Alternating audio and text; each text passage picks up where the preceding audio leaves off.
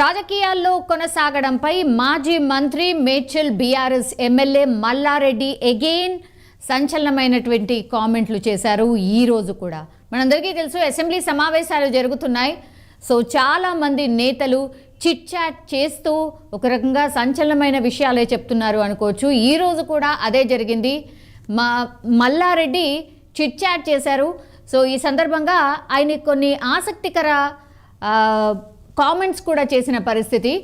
తనకు ఇవే చివరి ఎన్నికలు అని ఆయన షాకింగ్ కామెంట్స్ అయితే చేశారు. అంటే గత కొంతకాలంగా ఇది రిపీటెడ్గా చెప్తూనే ఉన్నారు. ఈసారి ఎన్నికలే లాస్ట్, ఆ తర్వాత నేను పోటీ చెయ్యను అన్నటువంటి మాట అయితే చాలా స్పష్టంగా చెప్తున్నారు. ఇది సెకండ్ ఆర్ థర్డ్ టైం అనుకుంటా ఈ కామెంట్స్ చేయడం. ఇవేం షాకింగ్ కామెంట్స్ కాదు.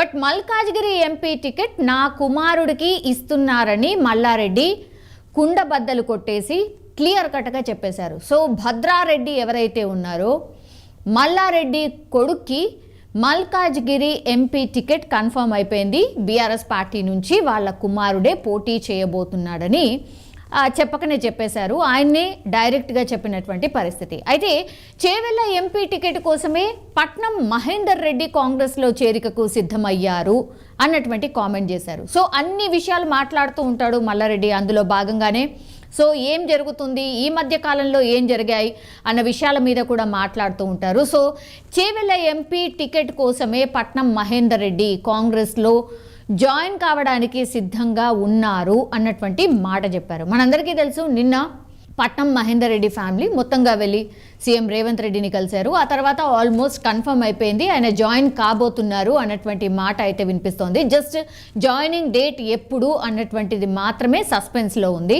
సో దాని గురించి కూడా ఒక క్లారిటీ ఇచ్చేశారు. ఎస్, కాంగ్రెస్లో జాయిన్ కాబోతున్నారు. అండ్ కాంగ్రెస్ పార్టీ వాళ్లకు చేసినటువంటి promise Chevella MP ticket, so అది వస్తుంది, దానికోసమే జాయిన్ అయ్యారు అన్నటువంటి మాట మల్లారెడ్డి చెప్తున్నారు. అది ఎంతవరకు నిజం ఏంటి అనేది మనకు తెలియదు. బట్ దానికోసమే ఆయన జాయిన్ అయ్యారు అన్నటువంటిది మల్లారెడ్డి చెప్తున్న విషయం.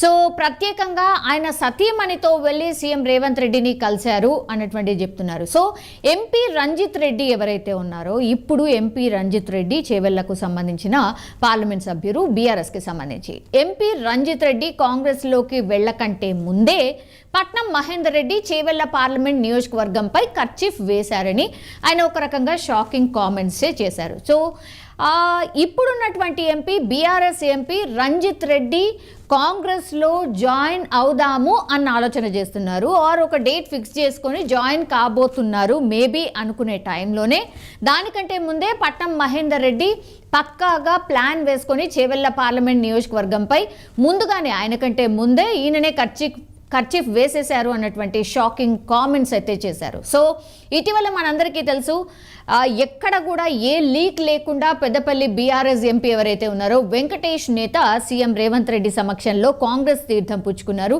డైరెక్ట్ ఢిల్లీ వెళ్ళియే కాంగ్రెస్ కండువా కప్పుకున్నటువంటి పరిస్థితి. ఒక్క క్లూ లేదు, ఒక్క లీక్ లేదు, బట్ డైరెక్ట్ వెళ్ళి ఢిల్లీలో జాయిన్ అయిపోయిన పరిస్థితి కనిపిస్తోంది. అంతేకాకుండా వరుసగా బీఆర్ఎస్ ఎమ్మెల్యేలు సీఎం రేవంత్ రెడ్డిని కలుస్తూ గులాబీ శ్రేణిలో ఒక గందరగోళానికి అయితే గురి చేస్తున్నారు. నిజంగానే బీఆర్ఎస్కి సంబంధించిన నాయకుల్లో కూడా కన్ఫ్యూజన్ ఉంది.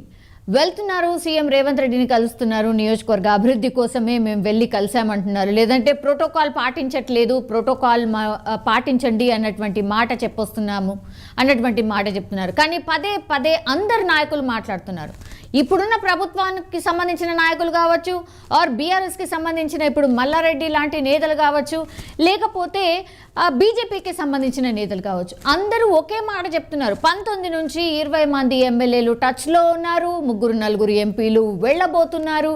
ఇట్లాంటి మాటలే వరుసగా అన్ని పార్టీల నేతలు మాట్లాడుతున్న పరిస్థితి. సో ఇప్పుడు కామన్ పాయింట్ ఏంటి, డెఫినెట్లీ ఒక వలస ఏమన్నా రెడీగా ఉందా, నిజంగానే కాంగ్రెస్ పార్టీలోకి జాయిన్ కావడానికి రెడీగా ఉన్నారా, అందుకే వరుస పెట్టి ఇట్లాంటి నాయకులు కలుస్తూ వస్తున్నారా, అంటే ముందే రేవంత్ రెడ్డి గారు మేము రెడీగా ఉన్నాము, మీతో పాటు ఉండదలుచుకున్నాము అన్న మాట చెప్పి వస్తున్నారా, అక్కడ ఏం మాట్లాడుతున్నారు, దాని తర్వాత ఇక్కడికి వచ్చి ఏం చెప్తున్నారు అనేది క్లారిటీ లేదు. బట్ మీడియా సమావేశం పెట్టి మాత్రం వాళ్ళు ఒకటే క్లారిటీ చెప్తున్నారు, లేదు మేము ఎక్కడికి వెళ్ళట్లేదు, బీఆర్ఎస్ పార్టీలోనే కొనసాగబోతున్నాము అన్నటువంటిది క్లారిటీ ఇస్తున్నారు. కానీ తెర వెనుక ఏదో జరుగుతుంది అనేది పదే పదే అందరు నాయకులు ఏదో ఒక వేదికగా ప్రతిరోజు మాట్లాడుతున్న పరిస్థితి కనిపిస్తోంది. అయితే ఇప్పుడు ఎలక్షన్ ఫీవర్ అని ఇప్పుడు పార్లమెంట్ ఎలక్షన్స్ ఉన్నాయి కాబట్టి మరి దానికంటే ముందా లేకపోతే పార్లమెంట్ ఎలక్షన్స్ తర్వాతనా, ఇది కూడా క్వశ్చన్ మార్క్ ఉంది. సో ఎంపీ టికెట్స్ ఎవరైతే ఆశిస్తున్నారో వాళ్ళు డెఫినెట్లీ